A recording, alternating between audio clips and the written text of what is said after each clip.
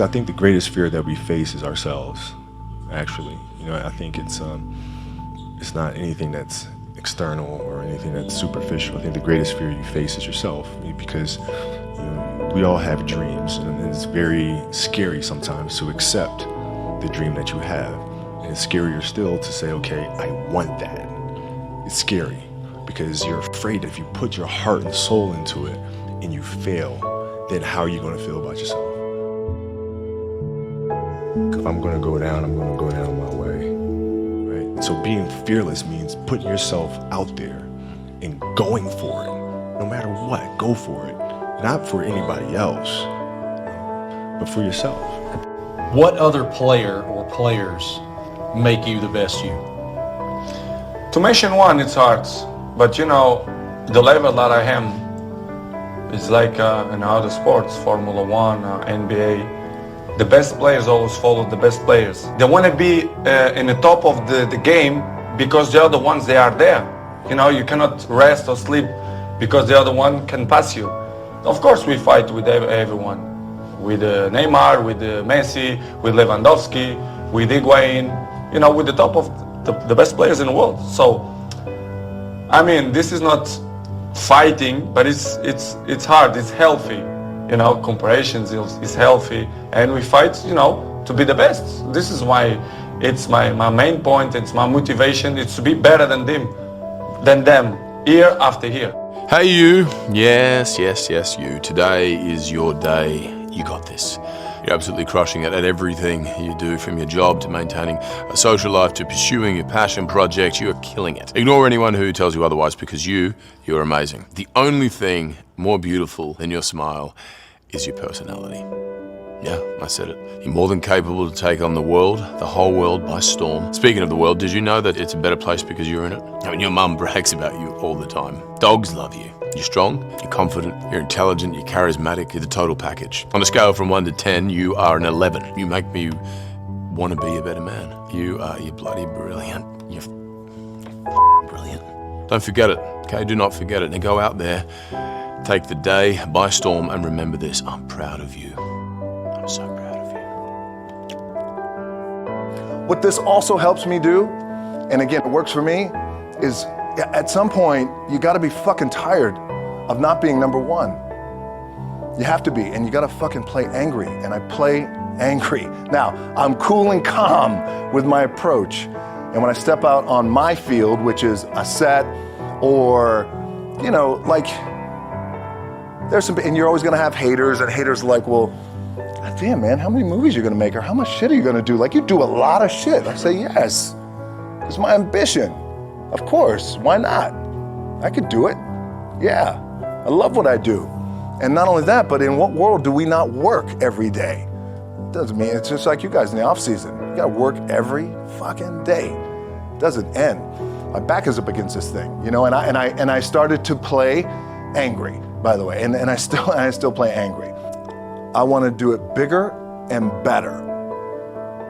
And they looked at me like I had 3 fucking heads, and they were like, okay.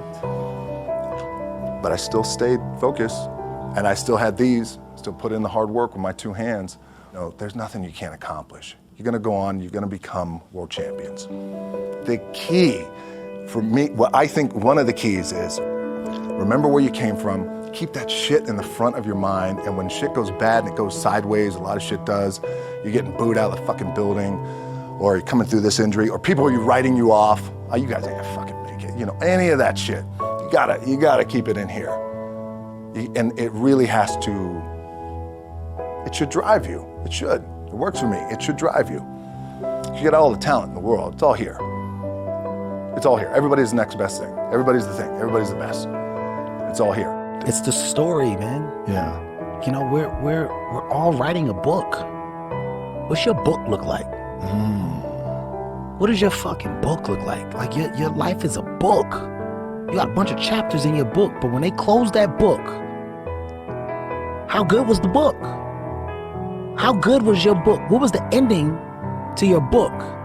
If the ending to my book can be so amazing because of all that was done, not the money, all that was accomplished, The first to do, the man that did this, he caused the merger between this. Because of his commitment and growth to this, the communities were then given this, made education this, changed the way the schooling was blah, blah, blah, gave books, gave computers, all of the things that can be associated with you and your existence become a part of the chapters in your book. So my drive is about my book. And okay, when I listen and I can change, I'm not that guy. We're doing these weird things now that people aren't taking the time to sit and think through. What I've understood is that what people are doing has nothing to do with me. I should always be a step ahead because I'm thinking differently, because I'm thinking about myself.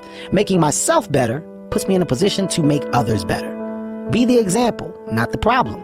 The best way to take away the problem is to alienate yourself from it.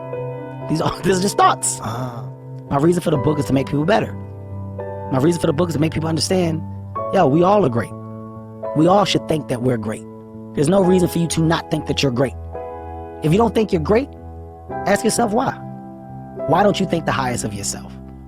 When you do, people have no choice but to follow suit. You have no choice but to follow suit. So to me, it is very dangerous to have a plan B because you're cutting yourself off from the chance of really succeeding. And the reason, one of the main reasons why people want to have a plan B is because they are worried about failing. What is if I fail, then I don't have anything else? Well, let me tell you something, don't be afraid of failing because there's nothing wrong with failing. You have to fail in order to climb that ladder. There's no one that doesn't fail.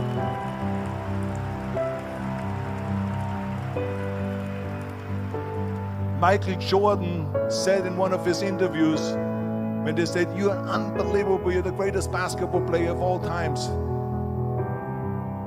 I mean, tell me about that. And he says, well, you're just mentioning the successes. But he says, for me to become the greatest basketball player, I missed 9,000 shots when I was playing basketball at the NBA games. So during these games that he was so successful, he missed 9,000 shots. Does it make him a failure? No. He's one of the greatest basketball players of all times, but he failed 9,000 times. Do you get it? We all fail. It's okay.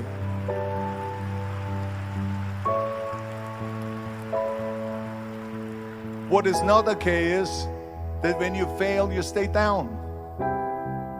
Whoever stays down is a loser.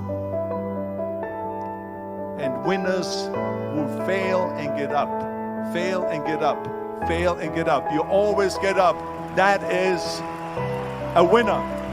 That is a winner.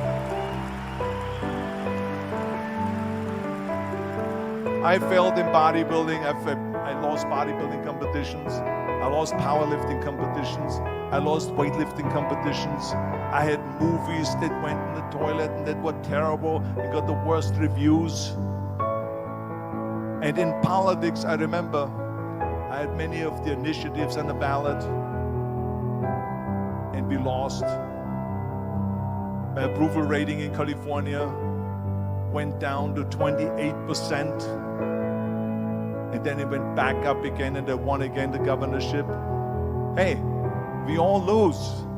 We all have losses. This is okay. And this is why I say don't be worried about losing, because when you're afraid of losing, then you get frozen. You get stiff. You're not relaxed.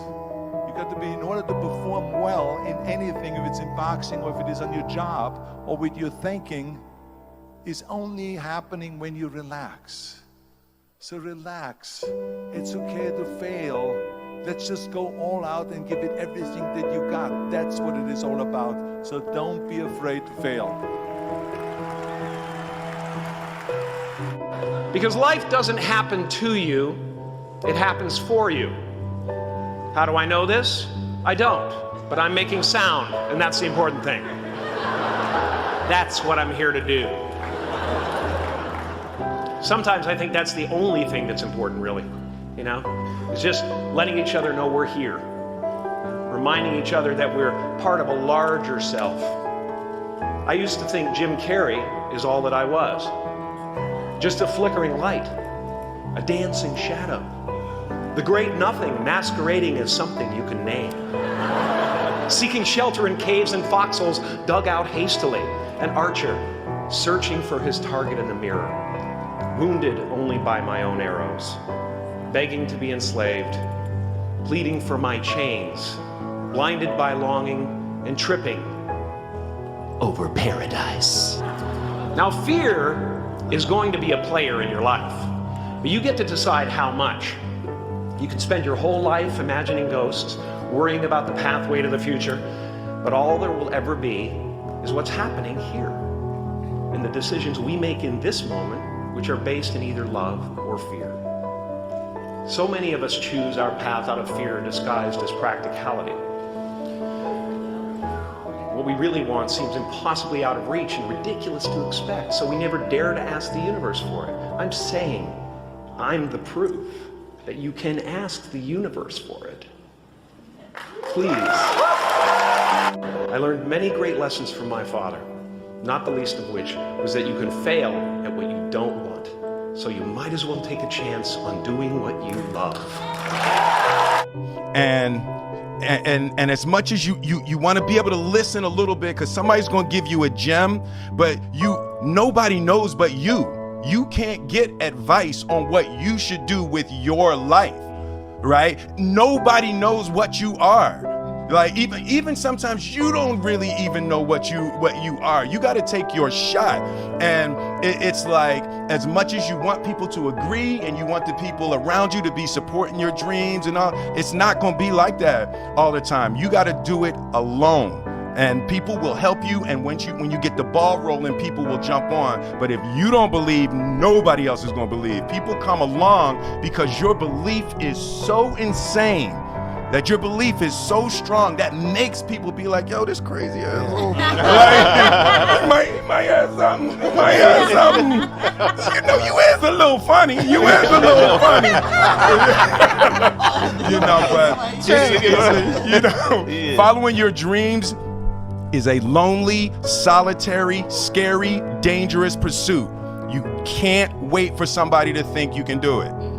And it's like because they don't think you can do nothing they can't do. Exactly, bingo. Right? You know what I mean? It's like it's a lonely, scary, dangerous pursuit, and you got to be willing to risk everything to become that seed of what you believe is in there. You got to be fearless. You got to be relentless. Sometimes you need to feel the pain and sting of defeat to activate the real passion and purpose that God predestined inside of you. God says in Jeremiah, I know the plans I have for you. Plans to prosper you and not to harm you. Plans to give you hope and a future. Hear me well on this day. When you have reached the hilltop and you are deciding on next jobs, next steps, careers, further education, you would rather find purpose than a job or a career. Purpose crosses disciplines. Purpose is an essential element of you. It is the reason you are on the planet at this particular time in history. Your very existence is wrapped up in the things you are here to fulfill. Whatever you choose for a career path, remember the struggles along the way are only meant to shape you for your purpose. When God has something for you, it doesn't matter who stands against it.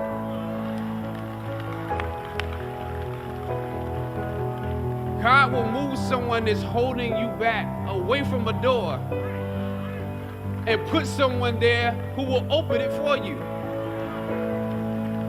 I don't know what your future is, but if you're willing to take the harder way, the more complicated one, the one with more failures at first than successes, the one that has ultimately proven to have more meaning, more victory, more glory, then you will not regret it. Now, this is your time.